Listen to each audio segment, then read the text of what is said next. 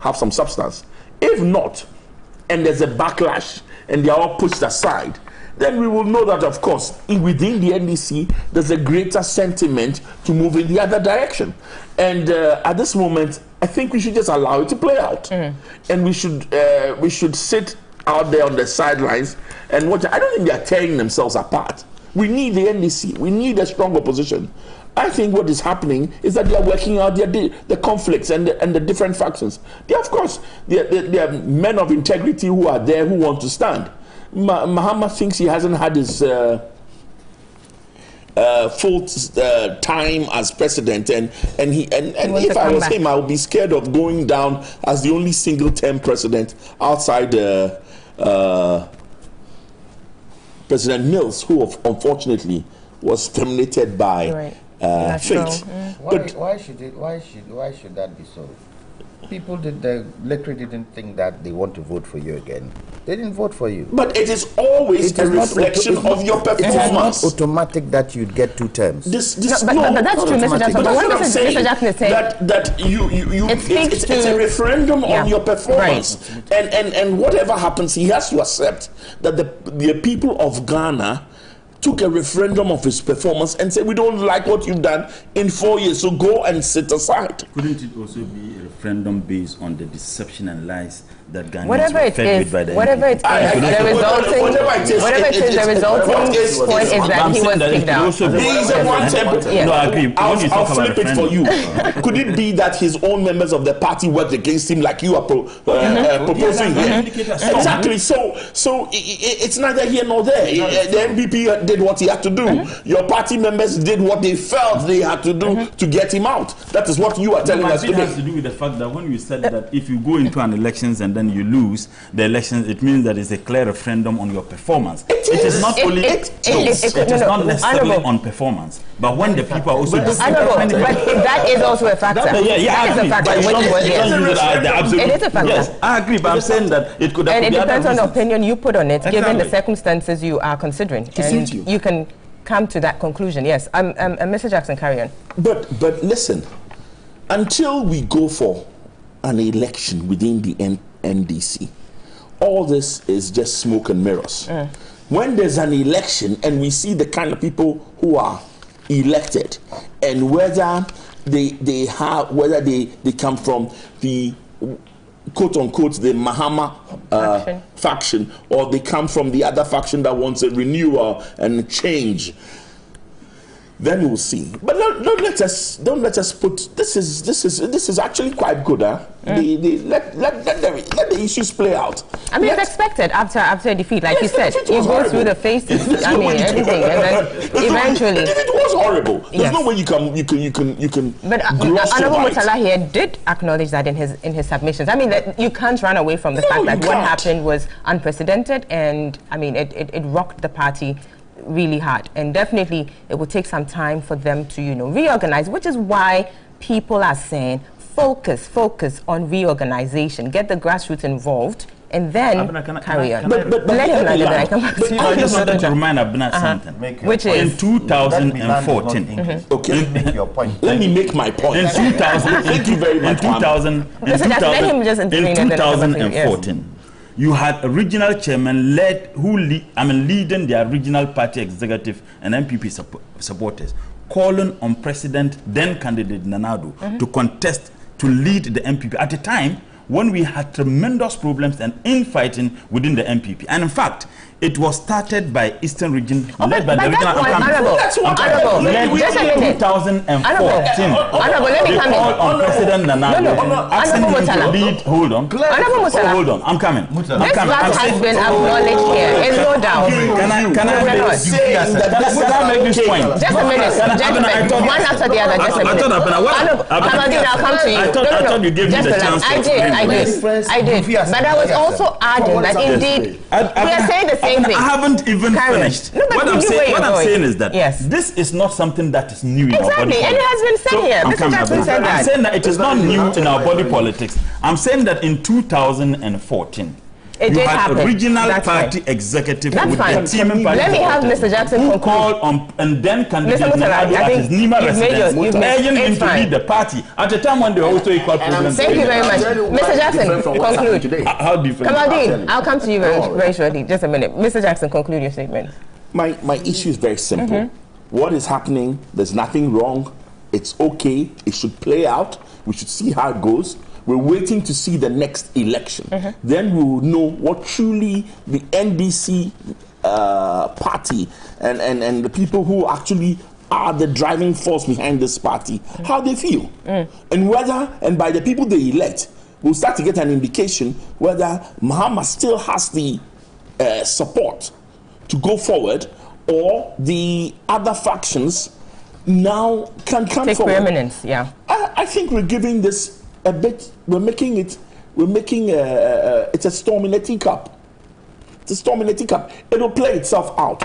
I have to agree with him that we've seen worse things happen in the same, at this time in the election. It's not the first, it won't be the last. It's not the first, and definitely it won't be the last. Yes, to see and I this don't think this marks a death knell for the NDC or anything like that. It will just play out. Right. Let me quickly move to Kamaldeen here. Now, see, I'd like to make a point. there, you know, the regional chairman, among other things, when they talked about, you know, the former president to consider what the rank and file is saying that he should contest, but also they called on, and indeed Mr. Mutala has alluded to that, called on him to embark on a thank you tour, although belated. But what's striking for me is Professor Kwesi Botcho, when he presented his report to the party at the party headquarters, did talk about a peacemaking and healing tour. So clearly there are two types of tours we are looking at: a thank you tour and a peacemaking and healing tour. And to move further with the Professor Kwesi Botcho thing, indeed, we don't even know the content of the report, because there are all those, you know, stories about it. We don't know exactly what it is. But at least when he was presenting, he did make some proposals there, and that was one of them. The peacemaking and healing tour. And then he said a group should be appointed to lead this tour. Now we are having the regional chairman say former President Mahama should go on that. I'm trying to see if... That's not at all. Let me give you this information. I don't want you to... That's not... Well, that's why I'm asking, because I'm seeing two things here. There has been a lot of teams that are working. In fact, in my constituency specifically, you had leading members of the party, led by Alhaji Hudu Yahaya, who came to the northern region, and they have already started that. That is already in So motion. That's different. It has got nothing to do with the thank you tour. And as I indicated... So that's what I'm saying. There are two things. Abena is saying, it's like they are asking the former president to embark, and she is wondering which of the... I'm saying currently... The first one, which she... You're saying the same thing. Yes. No, Abena, I'm just giving it, not you, Kamal. I'm saying that they have started already the healing tour. That one, there has already been something that is ongoing. So which is implementing the recommendations of the committee report. Is that what you're saying? Is that what you're saying? Oh, yes. Okay. Oh, so yes. that one is ongoing. So It's you're ongoing, saying this thank you tour would be in addition to what is happening currently. Yeah, the thank you tour, usually, like I even use myself. No, we do as an understand that. I example. just needed that clarity. But yes, to Kamaldeen, yeah. how do you see this? And the reason why I was going here is that, you know, the committee report or the committee chair specifically recommended that a group should be appointed to lead that. Now, having this tour being proposed by the regional chairman, which is saying that the president should go, I'm thinking, is that, or was that what the committee envisaged? And simply put, is there a conflict? That's what it is. Very well. I thought that provided I'm wondering why you guys I'm wondering why you still go to that when I have indicated that. I need his views. Now you're trying to drag him. No, I'm giving you information. That's you fine, don't have that information, and I'm providing the information. Yeah, I've asked a question. Let me you don't moderate the show. Come on, please. Carry on. Mind. Anyway, Abena, once again, good morning to all of us here. Yes. Good morning to our cherished viewers out there. It's interesting what we are hearing and seeing from the NDC. If you listen to Joe Jackson, he did say that, look, it's important we have a very solid party in a position that would be well placed to mete out, if you like, constructive criticisms to government so that we could have a very great, good governance that we all want as a country. Whether or not the NDC is united is a matter that should be left to them, as it were. However, as politicians in this country and as people who have all upheld multi-party democracy, we should also have a take or a say on this. You see, Abena, fundamental questions. Is the NDC getting ready to go into their reorganization or not? Yes. We say it's as we speak today, the delegates as they have, from their branches to their constituencies to wherever, to the region and to national, are the same delegates who are going to go out there and vote for who becomes the flag bearer for the next election? No. That's the answer. No. Technically, you do not have anyone for now, okay, qualified to be a delegate. Why is that? No, I was saying technical. I'm telling you why. You are yet to go into your reorganization, get your branch elections done. You are yet to get your constituency election done. You are yet to get. So these 10 regional chairmen, maybe, okay, if not given the endorsement by the delegates in their various regions, may not even be the regional chairman who would supersede or who would superintend over the elections. That's a fact. But that doesn't mean we're yet to see that player. They can't have influence. No. I'm not saying they don't have influence. I'm only saying that technically, they can't hold themselves up as the regional chairman who are going to superintend over their elections to elect a flag bearer. They are leading members. For now, as it is now. No, that's a different argument. That's the point. I'm not saying they are not NDC. I'm not saying they don't have influence. I'm not saying they are not regional chairman for now. They are. But the point is, Murtala, when he was making his submission, in fact, he did mention that it's not the first time this has happened in this country, and that in 2014, some regional chairman of MPP had cause to go to Nanado to ask him to lead the party, as it were. Point is that we were done with our regional elections. They were substantive delegates of the party. I'm not saying that... The bottom line is not...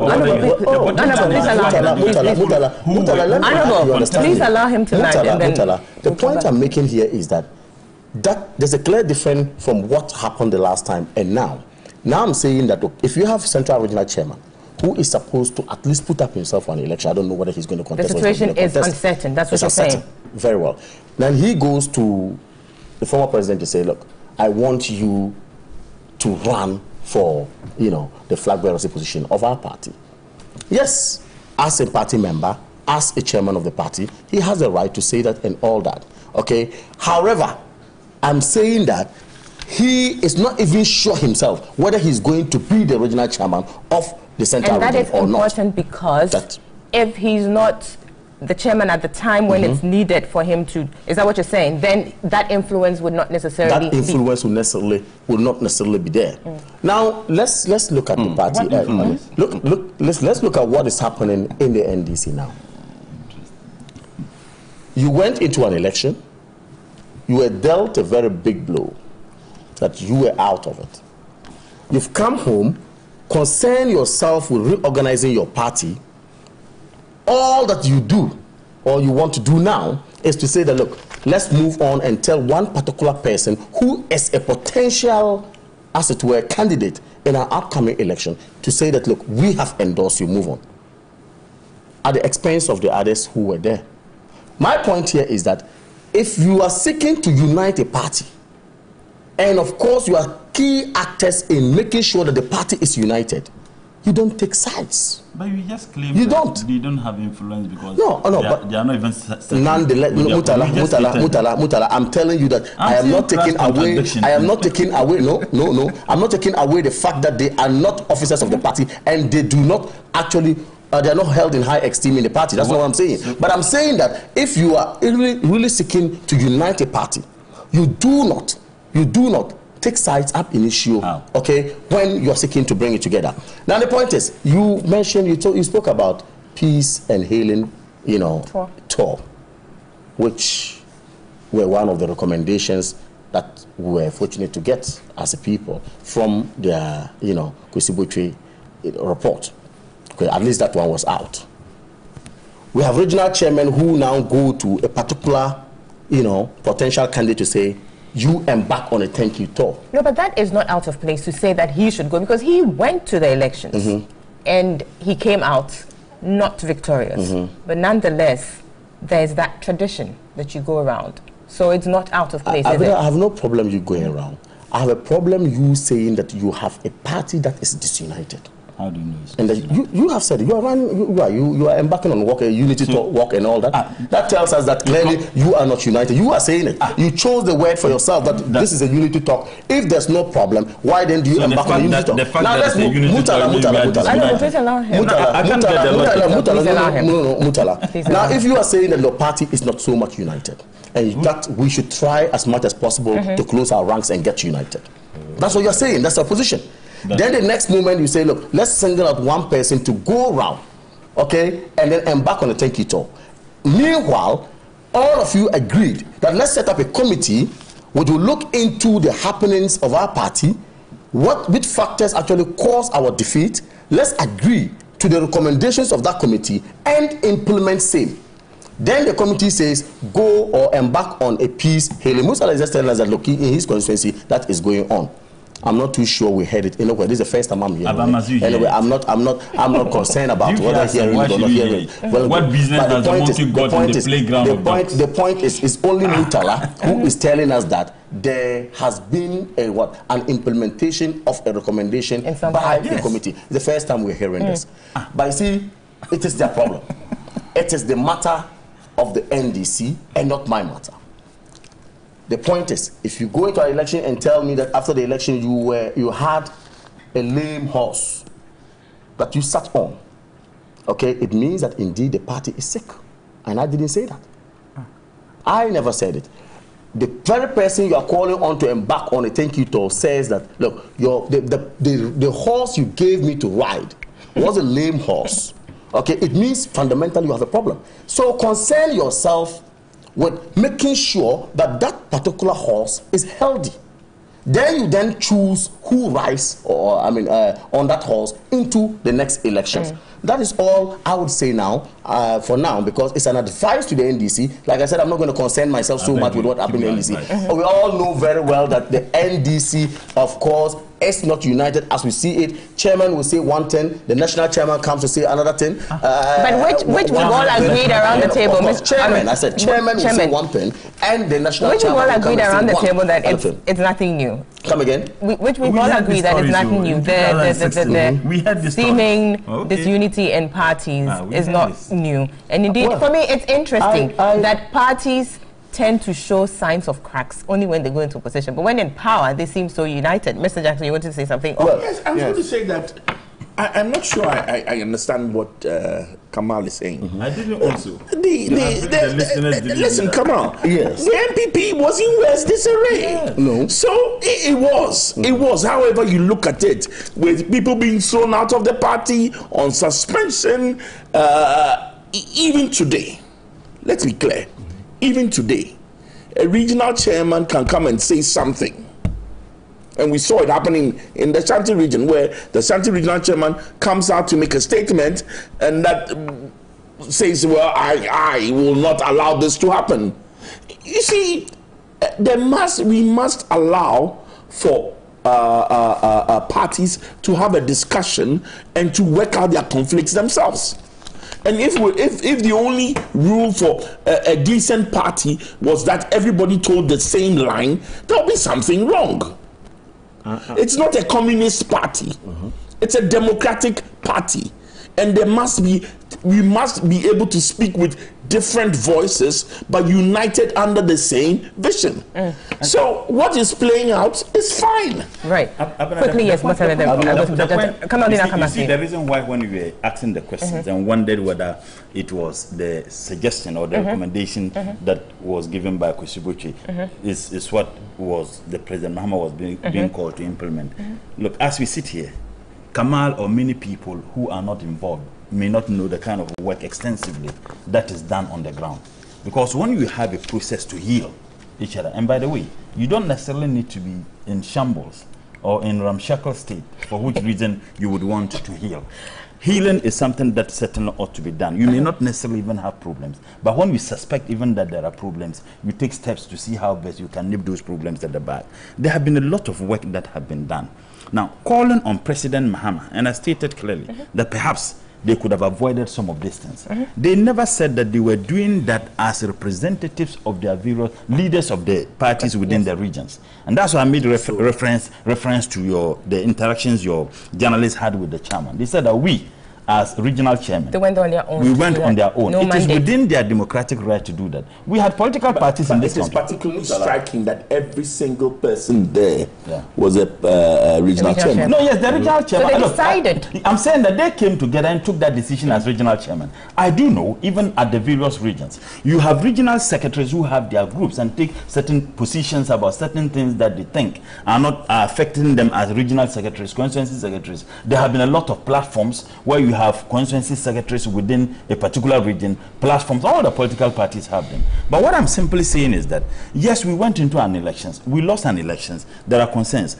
All the other candidates, those who have declared their intentions to contest, they have gone around the various regions and in fact met party regional executive and clearly indicated to them that they wanted to run. Nobody said that they were taking advantage of the system. But they were also aware that we have a process of reconciling, we have a process of healing. Yet they didn't see anything wrong going to various regions, meeting party regional executive and telling them their intention to contest. Now people have called on... That is different. No. That is different. One would say that by that logic, then I'm coming. One would say that by that logic, then no one should go and campaign because we are still healing. You are talking about executives of the party endorsing one out of They haven't endorsed any candidate. Who have they endorsed? Saying he should consider. Yeah, but it's not an endorsement by any stretch of the imagination. The point is exactly it's semantics. The point whatever it is they have expressed, they showed express support for a particular candidate. And that is not appropriate. Why didn't they go to Spiogabra and tell Spiogabra he wants you to run? Comrade Gentua asked a simple question, assuming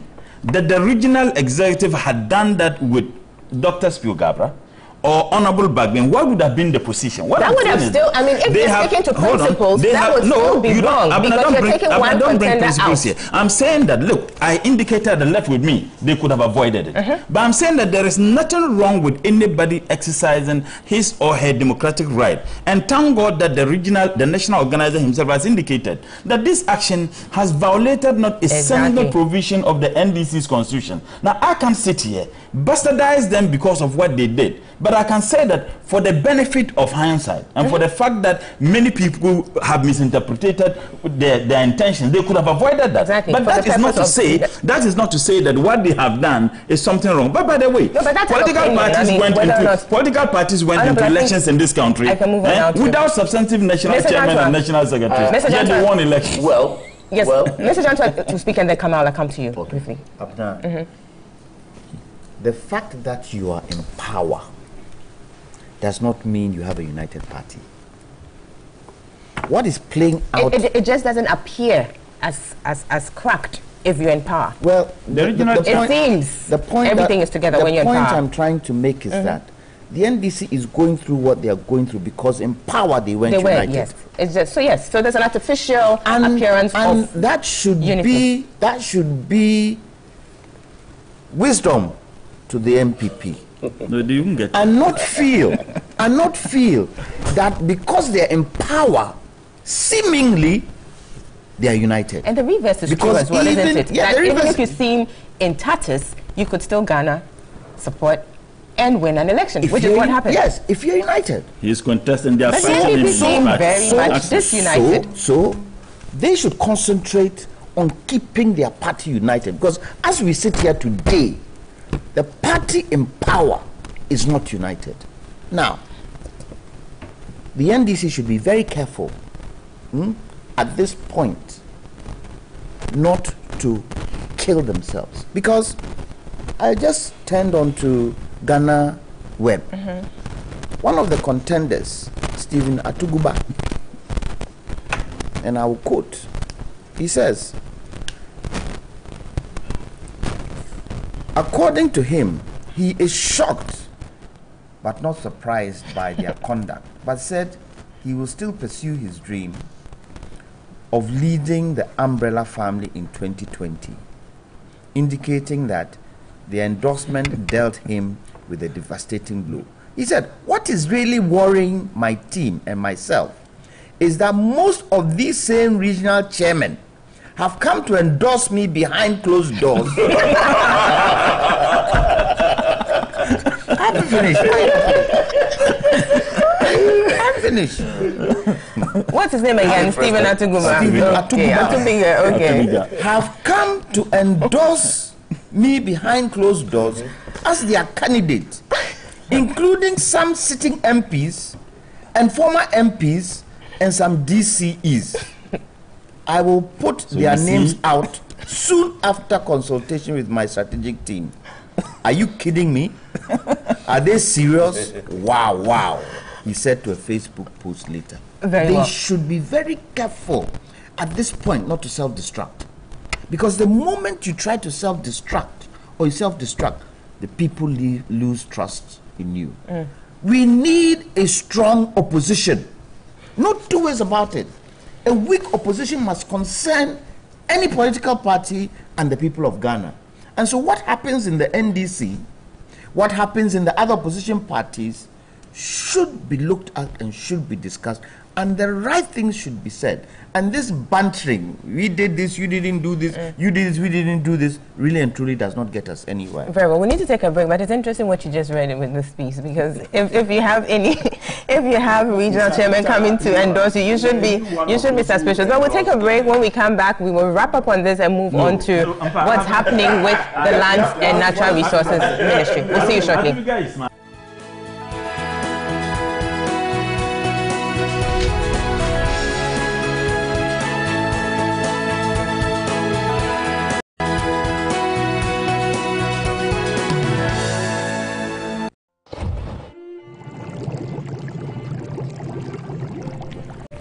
My heart burns like chili pepper in light soup.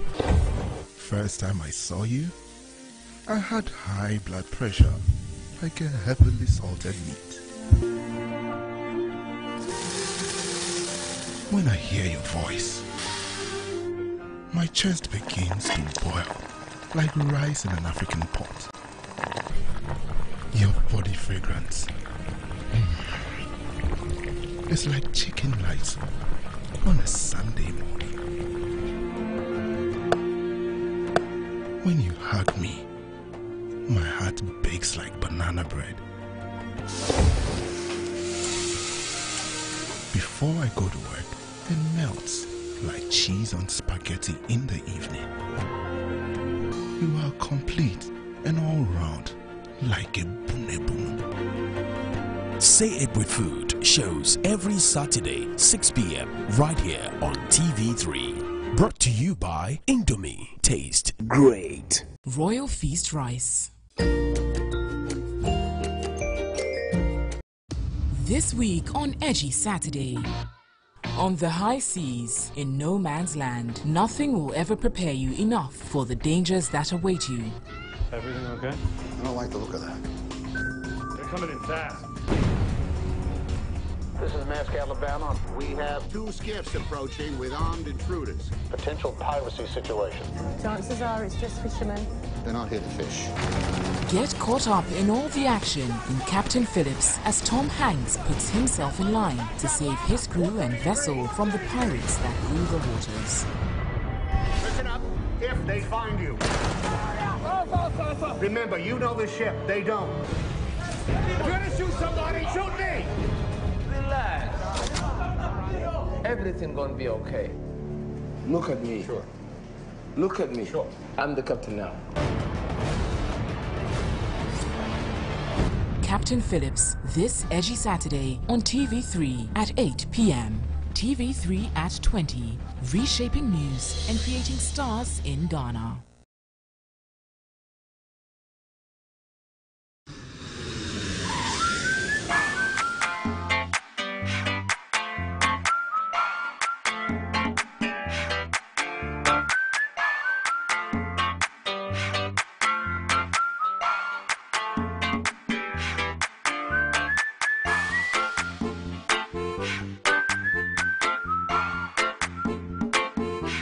Ya Baby's Holiday, coming soon on TV3. Mayor of mirror on the wall. Who is the nicest and the prettiest? Don't mind the body, mind the engine. I'm talking about the economy for finding men. God wants you to marry a powerful man of God. A pastor? Not just a pastor, but somebody who is fashionable, somebody who is trendy. All these men of God. If you fool, I'll just turn you into a snake. You know the fee take any better girl than this pole girl, cantonment pole girls. Can I please have my money first? We'll just go ahead. So this is my work. Polo president! Polo! I'm making you a deal. Get Alvin off my back. I'll make you a superstar. Action!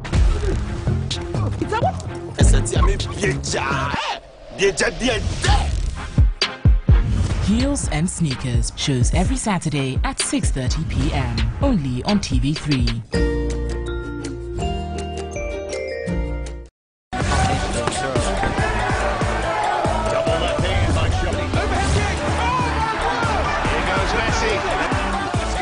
Yes, Jordan Ayew now with a chip. Jimmy Butler and a foul. Right out of the timeout. Jimmy Butler cuts the rim. Oh, what a shot. That is absolute. Down and he's over. Rinko. Bolt going very near. Comes Usain Bolt. Usain Bolt storming through. He takes it again. Blake. Sports Station shows every Monday at 9 p.m. on TV3 and is brought to you by Cowbell, Our Milk, Malta Guinness and Betway.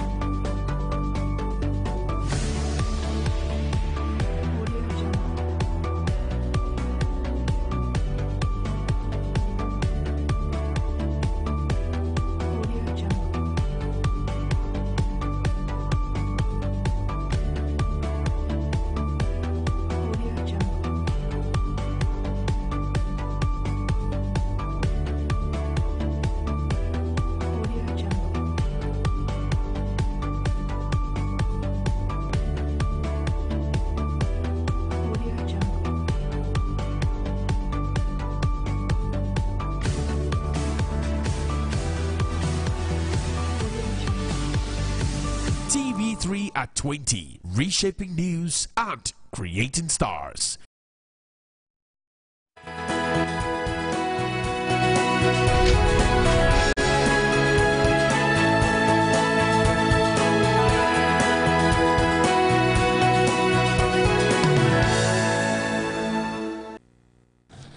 Welcome back. This is New Day, Saturday edition, live on TV3, also live on 3FM 92.7 and on 3news.com, also on our Facebook page, TV3 Ghana. We will be wrapping up on the conversation about the NDC developments happening there with some the 10 regional chairmen asking the former president, John Dramani Mahama, to consider what the rank and file are asking, that he leads the party in the 2020 elections. I will go to Kamal Dean for his concluding statement, and then we go on to the Lands and Natural Resources Ministry. What's happening there? Yes. I want to a large extent, agree with Honorable Gentwa when he says that, look, parties, when they are in government, disunity is not easily cited. I mean, even though they may not be entirely united. I agree with him, and admonishing us to also look into our own affairs as a party. Yes, indeed. I would not say that in the past we've not had problems of, seeming disunity in our party. I would agree with the fact that we had. However, you call it seeming? Well, that's the word I choose to use anyway. So you can choose to use the word you want. Now, I would not say that we never had that. We did have. I mean, we did have some of these disunity tendencies and all that in our party. However, we're able to manage it in opposition, fought hard, and we are where we are today as a party in power. it means that going forward, we indeed going to do a lot to ensure that the unity that we have created and we are still on now creating would, continue in the way we all want it. So we can start. Please let him conclude. His party is fighting his victory. Please let him conclude. Carry on. I disagree with you. You don't need to mention names of those fighting you. With the NDC, in fact, I don't have to say much, okay, about the NDC. That's not my business. Like you said, I should do FIASM and all that. It's not my business. Nonetheless, the position I espoused earlier on had to do with a strong party in a position, so that at least we know that, look, we have a party that will keep us, up and doing, as a party in government. We wish them well. We just hope that they are going to come out of this better and, of course, get their party united. But you see, as a politician and as a person who belongs to another party in power, I should be a bit worried about what is happening in NDC. A little bit worried. Where's my worry? My worry is simple. My worry is simple. So do you believe the timing for them, okay, to reorganize and get their problems, solved or fixed, okay, is a little bit advantageous for them. Therefore, we should also ensure that in reorganizing our party, and I mean, I don't know if you've seen the communique, we are saying that at our polling station level, we should start ensuring that we update our registers very well, or membership register very well, so that at least going forward by January, when we're going into our reorganization process, we're not going to have problems as it's interesting I'm bringing this, but I mean, this is unrelated to this particular. But you, the NPP, did commission a committee to go and do also fact-finding to determine how you won. What happened to that? Because we did not choose to invite the media. No, let's not go into that. I just want to know, really, just for the benefit of people out there. Are you done? Is there a committee report out? We set up a committee to look into the happenings of the 2016 general elections and how we won and all that. Now, of course, advise us on the way forward. We've done that. But so the report is out. Well, the report is out. We've received it. But we didn't choose to give it. No, we never did that. We didn't choose to give it the publicity they gave to their, report. Very well. This wasn't brought up to cause rancor. I can tell you recommendations. That's fine. It's not true. But that's fine. Abena, he said that. Gentlemen, we're moving on. No, Abena, he made a point which your viewing public must understand. It is not true that the call on candidate Nana Addo at that time to contest happened after. Has he said anything about that? He said that happened after they had their right after the Supreme Court ruling. You had people like the then National Secretary who publicly stated that Nana Addo was the best. Hold on. Hey, I'm saying who publicly. Listen, gentlemen, we are not going on this trajectory. That's fine. We're moving on. We are talking about the effect of such, and I'm saying Honorable, we're done. We're moving on to the Natural Resources Ministry. On wheelchair, he was the best bet. Remember, Honorable Motala, will you allow me? Will you allow me, please? That's fine. We're going on, please. We're done with the NDC situation. We're moving on to look at a very important issue here, got to do with land grabbing by politicians. And this is coming from the Lands and Natural Resources Ministry. This week, I think he put out a list, and there's been some reaction to that effect. But what's interesting here, and I'll start with Mr. Jackson here. What's interesting here is the back and forth from the NPP and the NDC. NDC says, or NPP says, the Mahama administration sold state lands like Kelewele. And NPP and Akufo like toffees. So however it was sold, the point is state lands were sold and are still being sold, contrary to constitutional provisions. But why do we still see it happening? What is it that we are not doing right? What can we do? Now, the ministry is saying in a news item that was put out that they constituted a committee to investigate the inappropriate sale of state lands to over 400 individuals, mainly made up of politicians, and that the committee had the task to recommend a solution that will make this trend a thing of the past. They're considering putting out a land acquisition policy and all of that. What do you make of it? Well, all I make of it is that politicians on both sides of the divide have been raping this country. Which has been made very evident by what happened. And I think the first thing is that we want a substantive list of everybody who has received some land. The first part of the process is let's name them. Let's name them, let's change them. If you have taken land in any form which should not be sold, your name should be out there. And if Peter Amewu is serious about fixing this problem, the first thing is put out there a comprehensive list of every single politician who has received state land. And let's see that list. Let's see all those who are out there acting pious, who have taken land from the state, because it is clearly illegal. There's no other. It is clearly illegal. Let's see everybody. Let's see what they have to say. Yeah. And you see, it is sad that at the top of that list are allocations to past presidents. Was that the right thing to do? They've come out to deny, though. Yes, but denials are not enough. The lands have been sold. Somebody says like toffee. Somebody says like kilewele. Whatever it is, whether it's like kinke or it's like fish, whatever it is, that's not our concern. Give us a list of all those people who have received it and let them come out and tell us. Because you see, the sad thing is that it's not only the big party functionaries that are well known. Smaller functionaries have also done lots of harm. And when you go down and here it's anecdotal because we don't have the facts. But as you go through cantonments and airport and Laboni, all you hear is that this house is for this person, he was NDC. This house is for this person, he was MPP. You know what? Let us have the full list. That's my reaction. And what do you propose we do with that list, if it should ever come out? Well, the first step is when we have the list, then we can start, even if it is illegal. If it's illegal, some of them should lose the property. And the property should come back to the state. If something is done illegally, no amount of, what do you call it, cooking or stirring it will change the fact that it was illegal. If it was illegal, and as we are all being made to understand that it was illegal, please give up those properties back to the state. And let's see it being done for those who received it under both regimes. Right. Right. Now, this issue is very dear to me, indeed to many Ghanaians, because you do have constitutional provisions that clearly state out that public lands in Ghana shall be vested in the president on behalf of and in trust for the people of Ghana.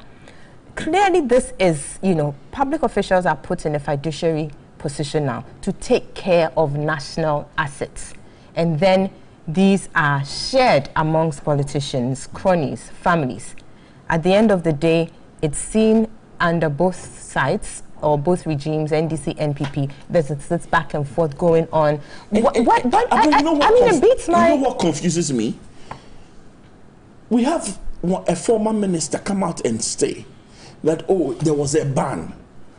How can, and that after I left office, the ban was lifted. How can, if it is illegal, what is the ban for? Yep.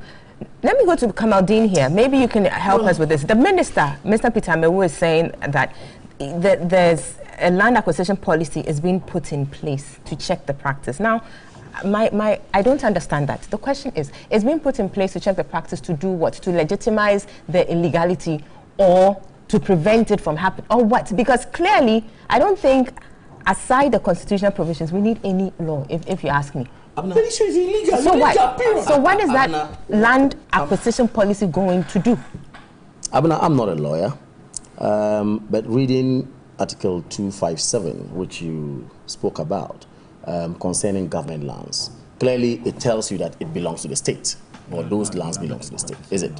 Now, whether we can sell off those lands to individuals or to private people is where the issue is now. You have just stated clearly that you believe, per your question, your line of questioning, you're trying to point out that the act in itself is illegal. Is that correct? is illegal? It's for a certain purpose. Now, we'll need to go back. See, all those lands that were acquired compulsorily by the state, therefore becoming public lands or state lands, were for specific purposes. Purposes got to do with the national or public interest. And if they are not put to that use, then the people who have the first right of refusal to buy it back are the original owners. Absolutely. And if not, then clearly there's something going wrong. So sale could be effected, except to say that, look, if originally it was owned by this person, then he or she would be the first person to be given the priority. Is that correct? You're looking at you don't pay any compensation. That's the point. And then next minute you go and sell it out. And you sell it to your cronies. That's the point. What are we trying to say here? So you see, if we have this happening, and you see, it's not just, it's becoming a two-way thing now. Past governments in different parties, current government maybe in a different party, and all that. That's what we're speaking. It's just how they sell it is what is different. Some sell it like Kilawili, others sell it like toffees and others. So shameful. But totally shameful. Ghana is what we're talking about here. But I remember, I don't know the details of the case before the Supreme Court regarding my late chairman. And yes, very well. There was an issue like that involving a state property. True. And the court held that there was nothing wrong. And that's another thing that, yes. It was bizarre. No. We're speaking to what is a fact. Yes. The fact, we're speaking to my good brother. That is your interpretation given to the judgment. But I'm saying that we're speaking to what is a fact. Fact was that the court held that there was no illegality, as it were, because but then those who took the matter to court were not able to substantiate, which has raised issues. I mean, some people have critiqued this judgment at length. To put myself on the position of the illegality that you actually spoke about. That is why I'm citing this case. If the case was in court, okay, where some citizens of this country say that, or allege that, look, sale of a particular property to an individual or citizen of this country, for them it was wrong and was not proper, and that the Supreme Court should rule in their favor. Supreme Court comes out to rule otherwise. Point is, if we're talking about illegality of the sale of lands, okay, is that indeed illegal? However, the argument could move from the legal, perspective to the objective perspective. A moral perspective. Yes. Yeah. Let me add that. Now, if it moves to the moral perspective, clearly, I sitting here, I will not on any day say that I am interested in a state land. So long as we left that land there and compulsorily actually acquired it for a particular purpose. Yet we sit here, developing this country is difficult for us, but we can sell it to individuals who, of course, would use it for whatever they want to use. When the state is up to say, I now need land to do X, Y, Z, those lands will not be existent. I mean, will not be there for us to use. I think that's problematic. It's about time we fashion out a strategy.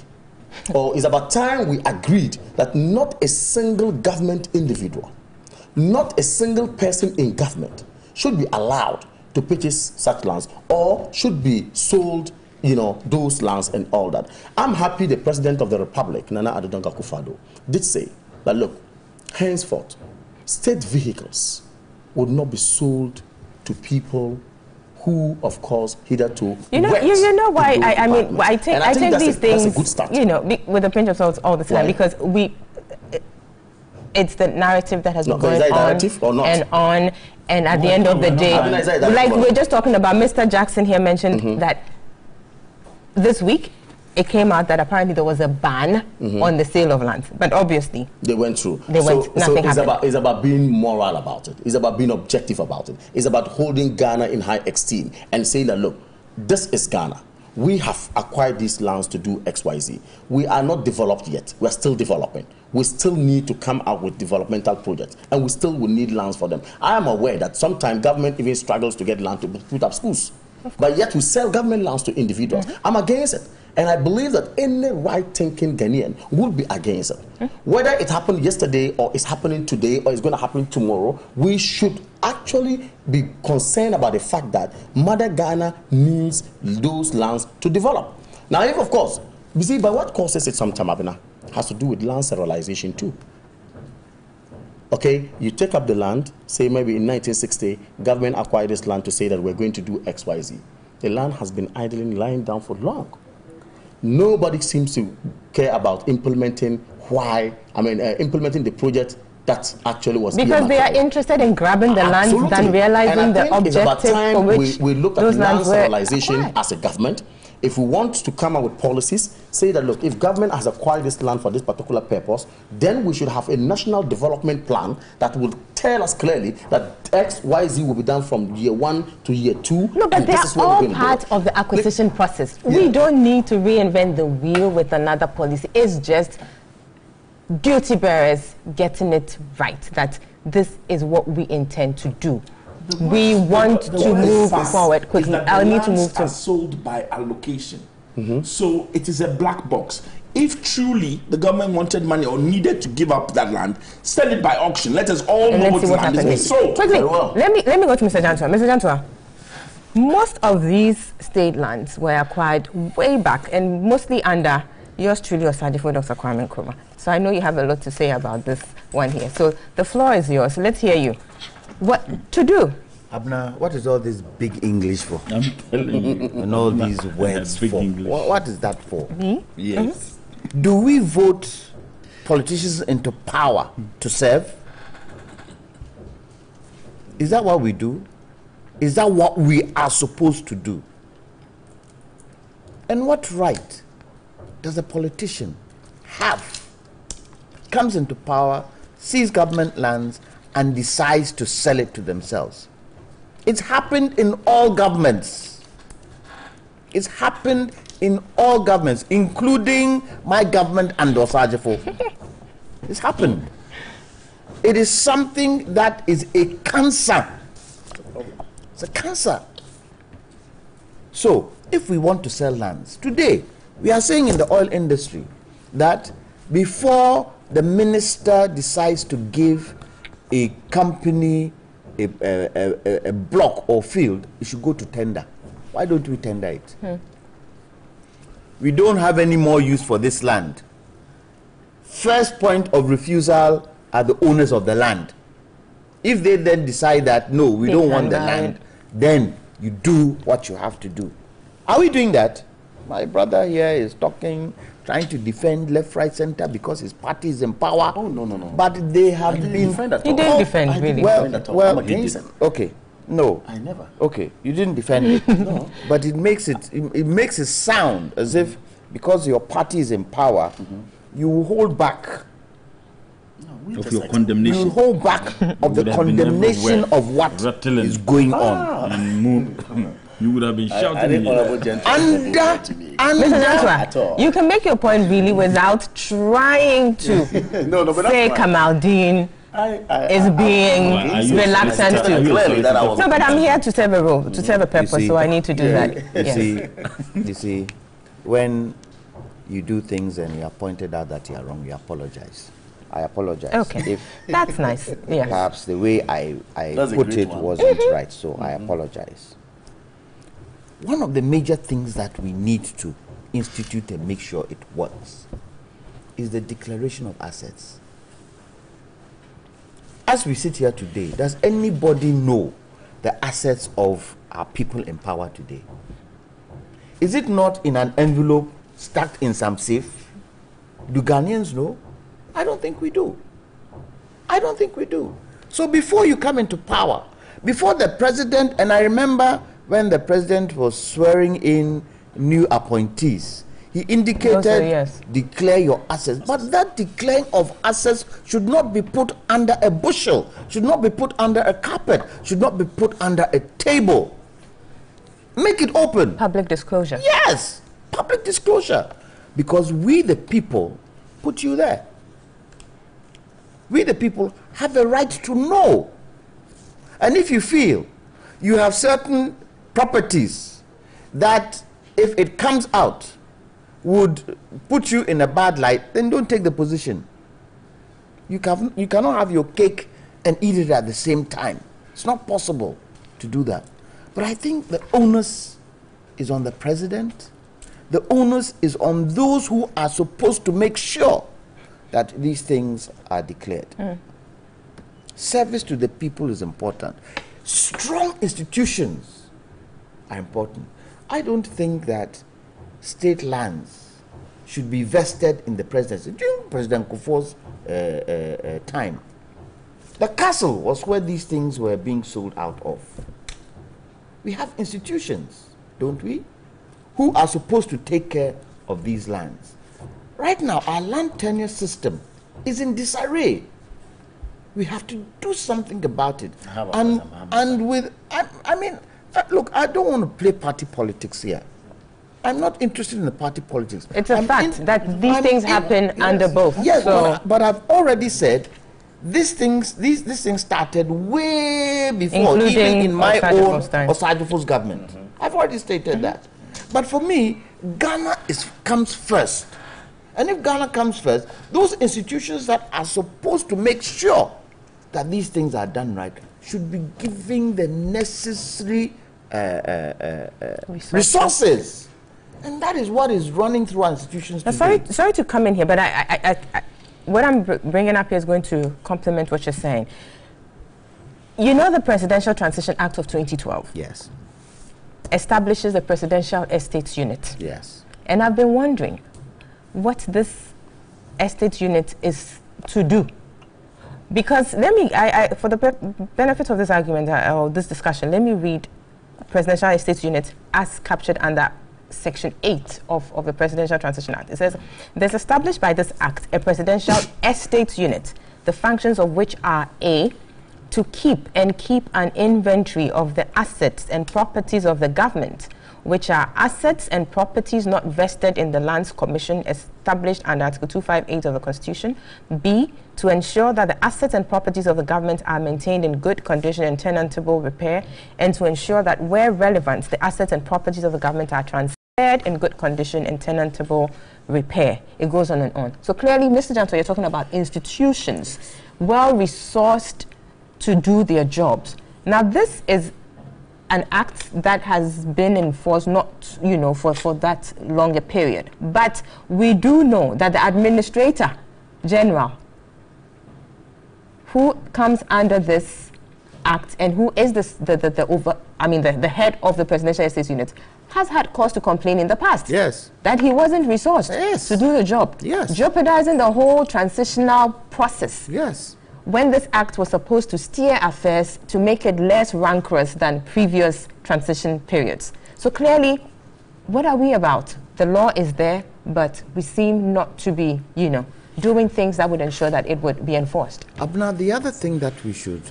look at critically is whether it is serving us to change everybody when a new party comes into power. And whether it is helpful to put political appointees of a ruling party in sensitive areas rather than technocrats. Because when you go to these developed countries, you cannot tell who supports Labour or who supports the Tories, who supports the Democrats or who supports the Republicans. But it's not so here. Because we need to get a point where if the minister has indicated that we are going to sell XYZ land, and the chief director in the ministry, who is a technocrat, sees that it isn't right, he should be able to tell the minister, you cannot do that. It is not possible for you to do that. And if the minister insists, he has the responsibility to the people of Ghana to come out with what the minister is doing. If we do not get to that stage, whatever Peter Mewu is trying to do, if I may call him, Honorable Peter Mewu is trying to do, will fall on wasted ground. You put it in place. The other thing that we also need to look at, and it has happened so many times, then I'll ask you a question. This Chinese woman, who was said to be the queenpin in this Galamsey thing, where is she today? What have we heard today? After all the hoo-ha came about, where is she today? I understand she's back.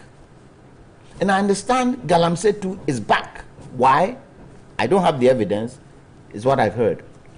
The task force we've put in there with our security forces, they've also been consumed under this Galamsey thing where the others who were there who were These supposed to be allegations. yeah, the allegations. That's why I said I don't have evidence. But I'm saying that if that is so, if that is true, then exposing, Mr. Jackson was saying, let's have the list, let's expose them. You expose them if the rule of law cannot now make sure that they are punished or the right thing is done and the name or the whole thing just fizzles out. Where have we come to? And it happens in Ghana all the time. It happens in Ghana. Look at how long the Woyema case has taken. Back, forth, back, forth, back, forth. And it's the Ghanaians taxpayers' money that you're talking about. Yeah, but due process needs to be followed too. Yes, due process needs to be followed. But how many years has it taken? I'm saying that we need to put the right structures and institutions in place. We need to resource them. For me, that's the first point of call. Let's make sure that the institutions are resourced so that it is not the duty of the president to come and sit down and say it. It's the duty of that institution to bring it up and say, and make sure that the legal system can also take it up and deal with it quickly. One of the things we have seen at PIAC, and this could be a digression, but it's important, in going out to inspect oil revenue projects, one of the major problems we have seen is delayed payment. And we've done the analysis and calculated the impact of delayed payment on our economy, and it will fascinate you that quantum of money could be used for so many different things. Because you need to pay interest and all. Exactly. And so some of the contracts were 2011. These are some of roads. 2011, they are still pending because of delayed payment. So I'm saying, I brought that in to say that we need strong institutions. It's the institutions that have to be able to make sure that these things are done right. So, if we had strong institutions, and during Jerry Rawlings' time, the Insawam Cannery was sold to his wife, these strong institutions will come in and say, Mr. President, you can't do that. And it puts a check on the executive. It's a very good point you bring in there, because clearly, currently we're discussing state lands because of the situation I mean that came up this week, but it goes beyond that, and you've talked about that, state-owned enterprises, the divestiture of state-owned enterprises, and all those issues that come with it. So clearly we have a problem on our hands that we need to deal with. If we have put in the Exploration and Petroleum Act certain things that would help safeguard our oil blocks, like beneficiary ownership, like tendering instead of concession. Only in certain areas can you do concession to make sure that local content is working. It should be replicated in other laws. Give you a typical example of the mining industry. We have mined gold for 100 years. Do we know what the money has been used for? But now we have a Revenue Management Act for oil. We have PIAC for oil. Why aren't we doing same for mining? And when we come to the budget, it's these two support that has helped the economy grow. And what are we doing? And continue to do so. Honorable Mutala, let's hear from you on this. Clearly, this is something that cuts across political regimes or governments. It's seen happening consistently. What do we do? I talked about the Transition Act because I think, like Mr. Jantwa talked about, in trying to build institutions and resource them, we could be dealing with these things. But clearly, we are not making that headway. Well, I think that we seemed to be agreeing, all of us, on this table, that something wrong is happening, something wrong has happened in the past, and something wrong is happening today, and sadly, something wrong may happen tomorrow, based on the experiences that we have had. The question is, to what extent can we take necessary steps to ensure that what we are discussing today, sometime 3 years, 4 years, but we don't sit here and discuss them. Unfortunately, we may sit back and discuss them if you look at what we have conducted ourselves in the past. A moral wrong action is a wrong action, regardless who does it, regardless the circumstance under which it is done. There can't be any justification whatsoever. And it is true that we can give a litany of individuals or actors in our body politics grabbing state land at any point in time. But let me say that I have never grabbed a state land. I have never expressed interest in grabbing a state land. Would you say so if you had? I don't expect you to. So. Because I haven't, and I will never do that. I have never grabbed a state land. I have never, no, I have never offered. No, it's not been offered. Not even in Tamale. Even no. Not even in Tamale. No. Behind town. No. Please carry on. No. Don't be distracted by these side comments. Not even in carry on. We get the drift of your point. No, yes. but if not even in Tamale, I have never. I have never grabbed a state land. Really? Even never. If I have any land that I want to buy, then I'll buy it from the real owners of the land. Yes, in fact, where I have my house, the land I bought it from the traditional people. I never bought it from the state. I have never done that, and I will never do that. So what I'm saying is that it's a moral wrong action, and it also tells you a symptom of how profound corruption has eaten deep the fabric of the Ghanaian. The unfortunate thing is that in our body politics, everybody is stretching the narrative to suit his interests. That at any point in time, you find people who will either be defensive or people who will be attacking, depending on how. It's like a chess game. You know, okay, I am at the receiving end, and therefore I need to defend. Now I am at the end of giving, and therefore I need to attack. And for me, that is extremely worrying. There is absolutely nothing wrong with a state dispensing a land if they no longer have a use of the land. But what they can do is also stipulated in law, that if you have taken land from, if you like, the allodial owners, you've taken the land to use it for a purpose. Now, when you no longer have that purpose or that use, the law says that the land, the first people who should be given the option of ownership, either to buy, should be the people from whom you took the land. And I think that clearly that is what ought to have been done. Unfortunately, these things are not being done. For me, it is also a symptom of absolute greed, that many of the people, if you observe, who have taken this land, you realize that they may have 1-2 houses even in Accra, yet they still want to grab more. It is not only politicians. You have the judiciary, who have also indeed participated in that immoral act of sharing the spoils. You have the media, you have journalists in this country who were making noise because they bought land politically. Yes, I'm saying you have the media who are also supposed to be people who should mirror some of these ills so that we can confront them. They themselves are participants actively in this unholy business, unwholesome, business. So you have all manner of people. Now the question then is, did we go or did we come? Are we prepared, willing and ready to ensure that those who have taken those lands legally return them? That is the first question.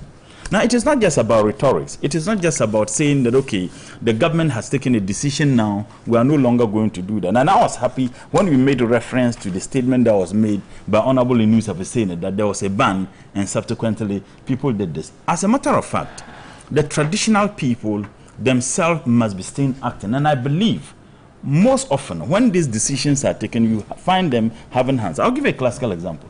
Where you have the international, the trade fair, do you know there have been a lot of encroachment on the land? A lot of encroachment. Now you ask yourself, how did people take advantage of that? How did they do that? They certainly would have done that sometimes